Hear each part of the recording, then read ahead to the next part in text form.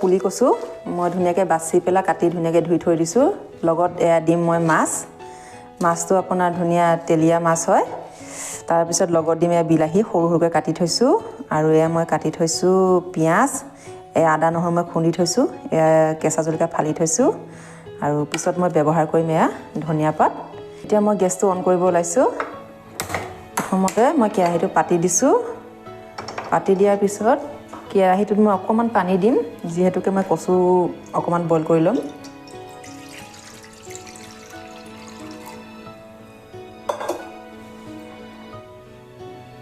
এই পানীটো মই অলপমান গৰম হ'বলৈ দিছোঁ গৰম হ'লে মই কচুটো দি দিম এয়া মোৰ পানী গৰম হ'বলৈ ধৰিছে এতিয়া মই কাটি থৈ দিয়া সৰু কচু পুলিকেইটা মই পানীত ঢালি দিছোঁ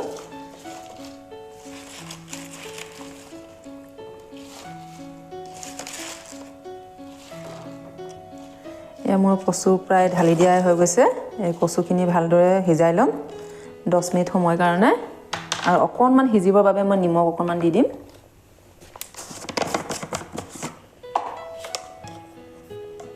এয়া মই নিমখ অকণমান দি দিছোঁ সিজিবলৈ বাবে এয়া অলপ সিজিবৰ বাবে মই ঢাকনখন লগাই দিছোঁ 10 মিনিট সময় মই সিজাই ল'ম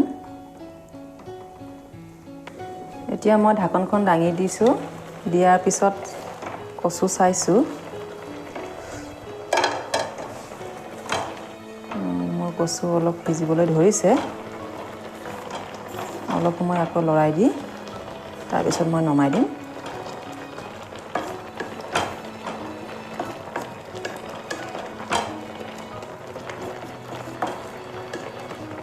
মোৰ কচু সিজি গৈছে এতিয়া মই কচুটো নমাই দিম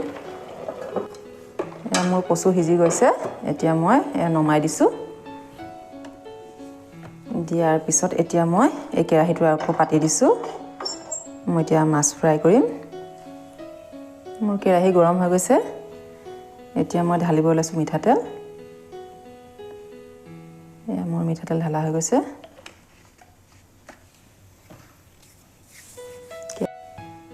এয়া মোৰ তেল গৰম হৈ গ'ল এতিয়া মই ঢালিব ওলাইছোঁ মাছ এয়া মই মাছ ঢালি দিছোঁ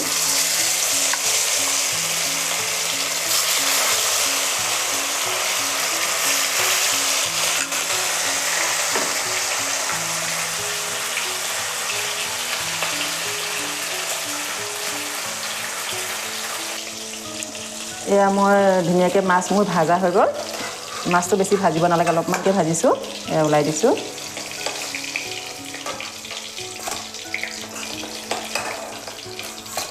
মোৰ মাছ ভাজা হ'ল ইয়াতে যিখিনি তেল ৰৈ গৈছিলে এই তেলতে মই এতিয়া কচুৰ চব্জিখিনি বনাম মোৰ চেনেল পাকঘৰ টুটুললৈ আপোনালোকক সকলোকে স্বাগতম জনাইছোঁ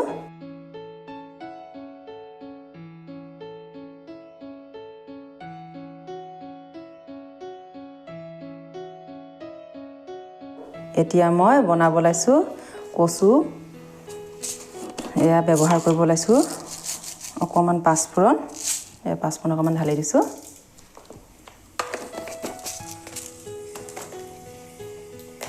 ঢালি দিয়াৰ পিছত এতিয়া মই ঢালিব ওলাইছোঁ আপোনাৰ পিঁয়াজ এয়া মই পিঁয়াজ ঢালি দিছোঁ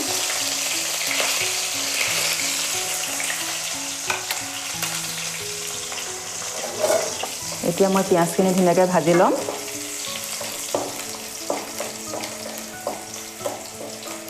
এয়া মোৰ পিঁয়াজ ভাজা হৈ গৈছে এতিয়া মই কেইটামান জলকীয়া ফালি থৈ দিছিলোঁ এই জলকীয়াকেইটা দি দিওঁ দিয়াৰ পিছত এতিয়া মই দুটা বিলাহী কাটি থৈছিলোঁ এই বিলাহীকেইটা ঢালি দিছোঁ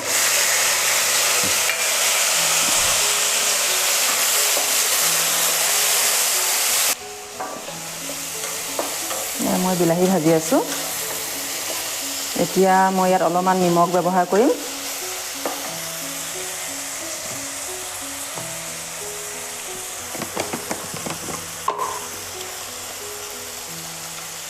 মই অলপমান নিমখ ব্যৱহাৰ কৰিছোঁ কচু বইল কৰোঁতে দিছোঁ অলপমান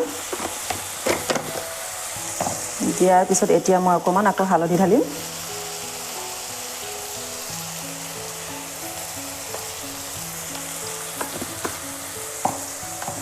এয়া মই খুন্দি থৈছিলোঁ আদা নহৰু এয়াও মই ঢালি দিছোঁ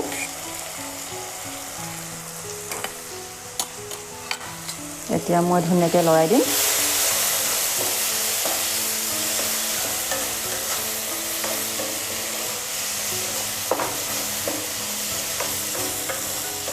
মই বনোৱাৰ দৰে আপোনালোকে মোৰ ৰেচিপিটো বনাবলৈ চেষ্টা কৰিব। মই ভাজি আছোঁ, আদা নহৰু গোন্ধটো মৰিলে মই কচু যে বইল কৰি থৈছে ঢালি দিম। আপোনালোকে মোৰ ভিডিঅ'টো চাব, চাই লাইক কৰিব, কিবা দিব থাকিলে কমেণ্ট কৰি জনাব। তাৰপিছত এতিয়া মই এই বইল কৰি থৈ দিয়া কচুখিনি মই ঢালিব ওলাইছোঁ।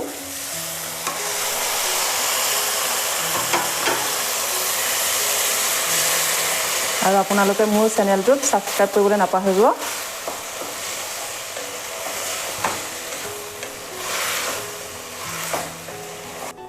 এতিয়া মই ঢাকনখন দাঙি দিছোঁ। দিয়াৰ পিছত অকণমান লৰাই চাওঁ। এতিয়া মোৰ কচু সিজিবই ধৰিছে। হ'লেও মাছ দিম যিহেতুকে অকণমান গৰম পানী ঢালি থ'ম। এয়া মই অকণমান গৰম পানী কৰি থৈছিলোঁ, এই গৰম পানীটো অলপ ঢালি দিছোঁ। এয়া 5 মিনিট সময়ৰ কাৰণে মই আকৌ ঢাকনখন লগাই দিম। ধুনীয়াকৈ মই লৰাই দিছোঁ।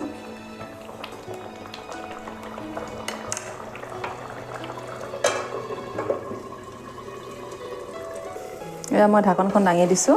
দিয়াৰ পিছত অকণমান লৰাই চাওঁ। লৰাই চাইছোঁ ধুনীয়াকৈ কচু সিজি গৈছে। এতিয়া মই এই মাছ ভাজি যে থৈছিলোঁ, ভাজা মাছকেইডোখৰ ঢালি দিব লৈছোঁ।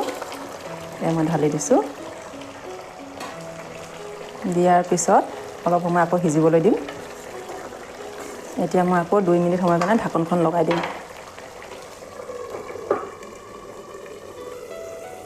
এয়া মই ঢাকনখন দাঙি দিছোঁ। দিয়াৰ পিছত ধুনীয়া হৈছে মাছখিনি। ধুনীয়াকৈ পানীও শুকাই গৈছে, অলপ থুপুকা হৈছে। এতিয়া মই ধনিয়া পাত কাটি থৈছিলোঁ, এই ধনিয়া পাতখিনি মই দি দিওঁ।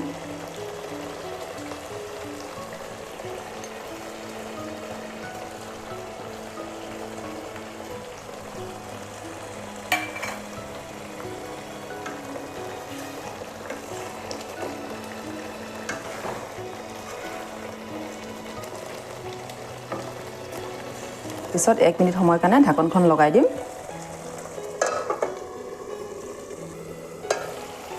মই ঢাকনখন দাঙি দিছোঁ। ধুনীয়াকৈ পানীখিনি শুৰ গৈছে। এতিয়া মই গেছটো অফ কৰিম। অফ কৰি মই ধুনীয়াকৈ নমাই দিছোঁ। মই ঢাকনখন দাঙি ধুনীয়াকৈ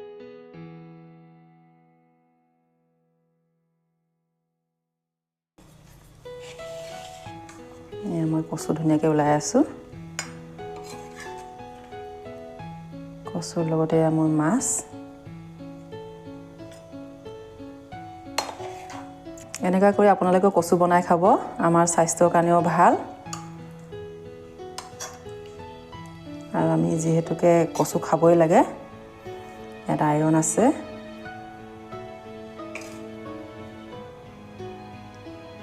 আজি মোৰ কচু ৰেচিপি বনাই হৈ গ'ল। আপোনালোকে মোৰ ভিডিঅ'টো চোৱাৰ বাবে আপোনালোকক সকলোকে বহুত বহুত ধন্যবাদ জনাইছোঁ।